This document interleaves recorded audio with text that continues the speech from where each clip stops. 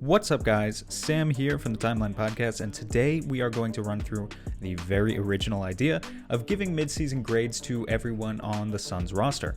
I figured we pump out a lot of videos on individual players, but this was a good chance to get off my general feelings about everyone on the roster at once.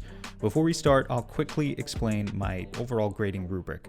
It would be pretty boring to grade guys based on just how talented they are, in my opinion, so instead we're grading relative to the expectations we had of each player coming into the season. A grade in the A range means that player is exceeding those expectations. A grade in the B range means they're only satisfying them.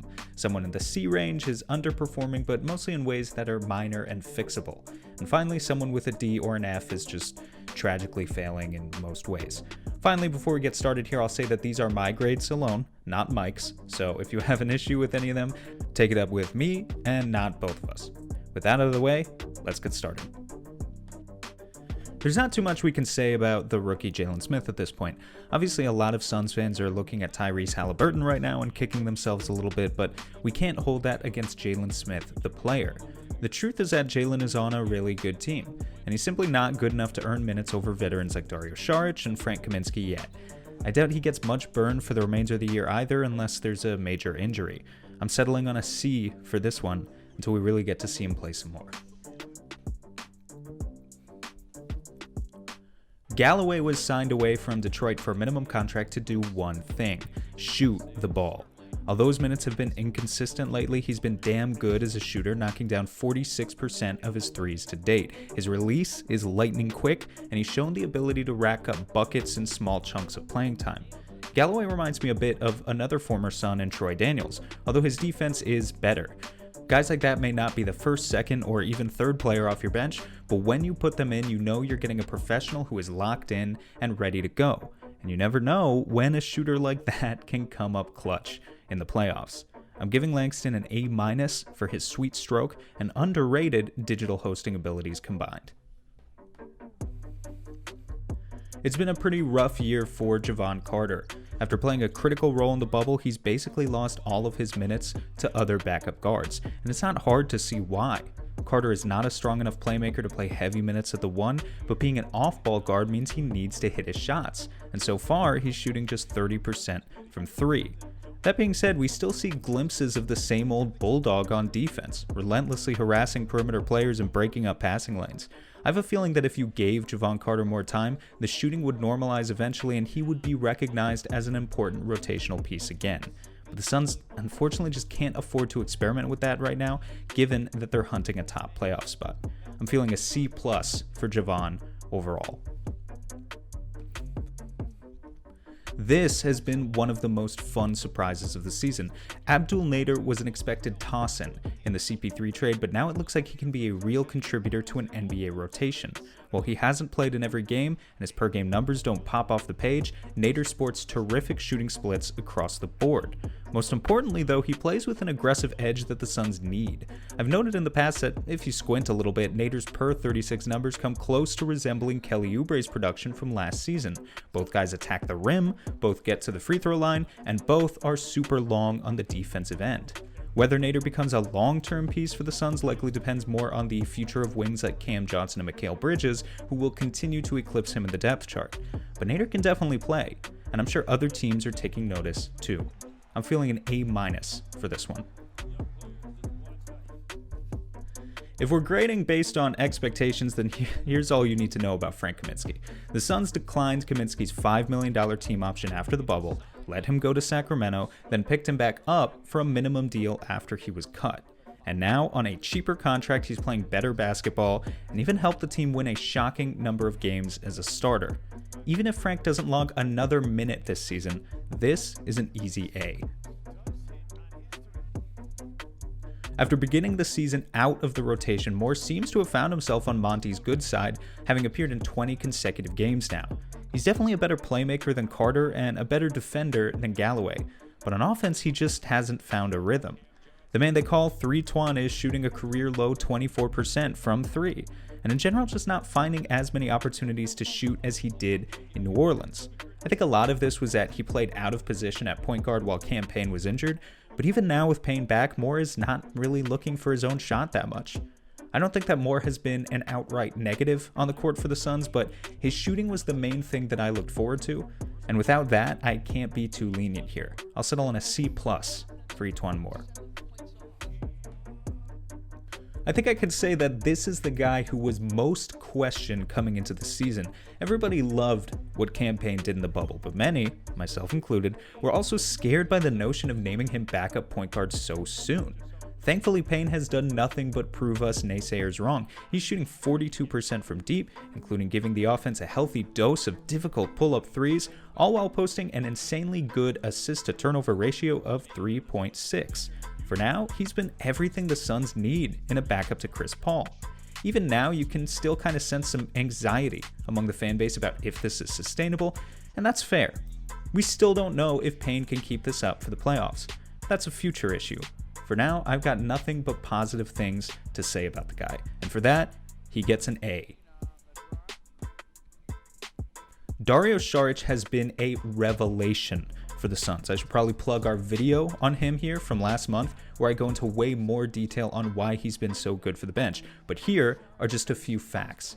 Saric has by far the best net rating of any rotation player in the NBA who plays at least 10 minutes per game. It's not even close. When he's on the court, the Suns are somehow miraculously playing like both the top offense and top defense in the NBA. We're still expecting regression in those numbers eventually, but right now it's to the point where I just feel more confident when Saric is in the game that the Suns will build on their lead. And it's not often that you can say that about a backup center.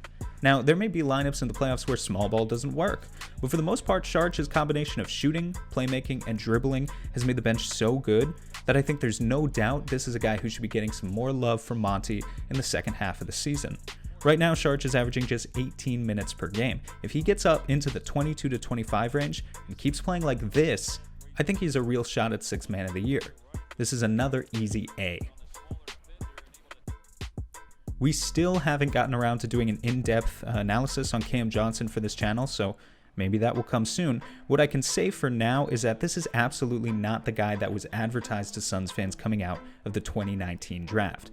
Contrary to popular belief, Cam's team defense is really good. Not perfect, but good enough that you're surprised if you ever find him out of place on a rotation. Cam is also a smart, fundamental passer and a better straight-line slasher than people ever gave him credit for. The flip side of this is that Cam isn't quite as elite a shooter as we expected either. While shooting is definitely his primary skill, I expected him to better capitalize on the addition of CP3, maybe giving us 40% shooting or better in his sophomore season. Instead, his shooting numbers have actually taken a dip in the opposite direction. So while he's still above average, he's not Joe Harris. Still, Cam Johnson is the type of savvy role player that simply contributes to winning, and for that, I am feeling a solid B for Cam. When Jay Crowder signed with the Suns, we knew we were getting a tough-as-nails defensive-minded veteran who would mostly be content as a fourth or fifth option on offense. The defense has been just as advertised, but I didn't realize how quickly Crowder could adapt to this particular offensive scheme. He routinely throws quick, crisp passes to teammates, often even without looking. He has a keen sense of awareness of his spacing on the floor at all times, knowing when to properly relocate as an off-ball shooter, and possibly as a result is giving the Suns a three-point percentage that's close to 4% above his career average. He still struggles to create his own offense and take opponents off the dribble, but we knew that was going to be the case with Crowder going in. For $10 million, he's worth every penny, and I'm giving him a B+. A+. Alright, moving on to Deandre. Nah, I'm just messing with you. Mike and I are working on a Bridges video to release soon, so I don't want to spoil too much right now. But Bridges' leap this year has been beautiful to see. You already knew he was a terrific defender. You already knew he could cut like nobody else and fill lanes in transition. But now, you can finally trust in his outside shot, opening up so much more of the rest of his offense to being dynamic. Bridges is increasingly experimenting with the mid-range game, recognizing when he has a mismatch that he can punish. A lot still has to go right for Mikal to make another leap to being a true star, but it's beginning to feel like he can maybe get there. In general, I don't bet against the hardest workers on the team, and the Warden is unquestionably one of those guys. A for Mikal Bridges. A lot of people have very strong opinions on what Deandre Ayton is and what he can be.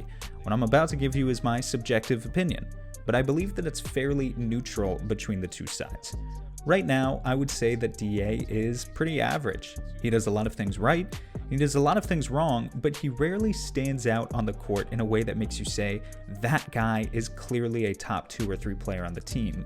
And I think that's what many of us were frankly expecting to be able to say by now. Here's the good news. DA has adapted to Chris Paul by cutting a lot of the junk out of his offense, replacing inefficient face-up shots with more lobs at the rim. That means he's having the most efficient season of his career to date. But outside of that, I wouldn't say that we've seen all that much improvement this year. His defense is still good, but occasionally exploitable as we've seen in key games. And on offense, he's simply limited in what he can do. He still doesn't dribble, he still doesn't take threes, he's still not even close to the passer that Saric or Kaminsky are from the high key. Without vital skills like those in his toolkit, it's hard to see what the path to being great for Deandre Ayton really looks like. If Deandre Ayton never got any better than he is right now, he'd still carve out a long NBA career as a very solid, perhaps even above average starter. But can he still be a cornerstone? Can he still prove that he's undeniably deserving of a max or a near max contract extension? There's still time for him to show it, but he better use that time wisely.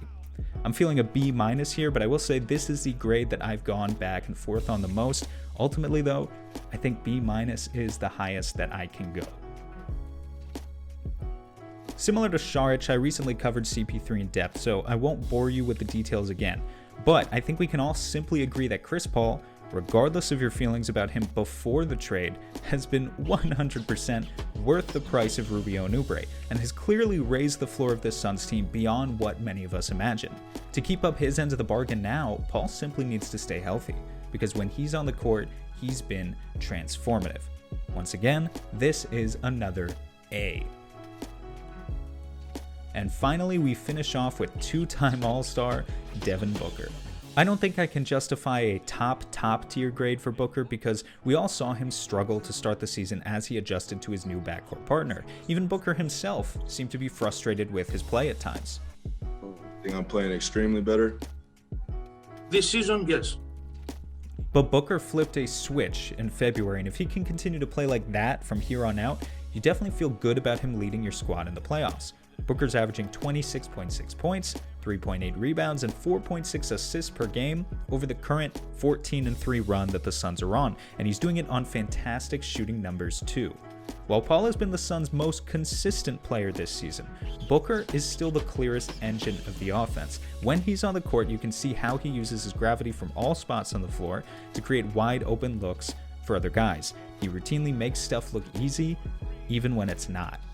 Just grading based on where we are today, I have to give Booker a B because it feels like there's another level that he can take this to, and we'll see if he lives up to that in the second half. Long video today, guys, so if you made it all the way to this point, I thank you and remind you to subscribe for more Suns content throughout the season. We also do a weekly podcast that can be found on any podcast listening app. I will be sure to drop a link to that in the description below. And finally, of course, give me your own grades for these guys. Tell me what you agree with, what you disagree with. Friendly, non-aggressive discourse is always welcome in our comments section. Thank you for watching again, and we'll be back soon.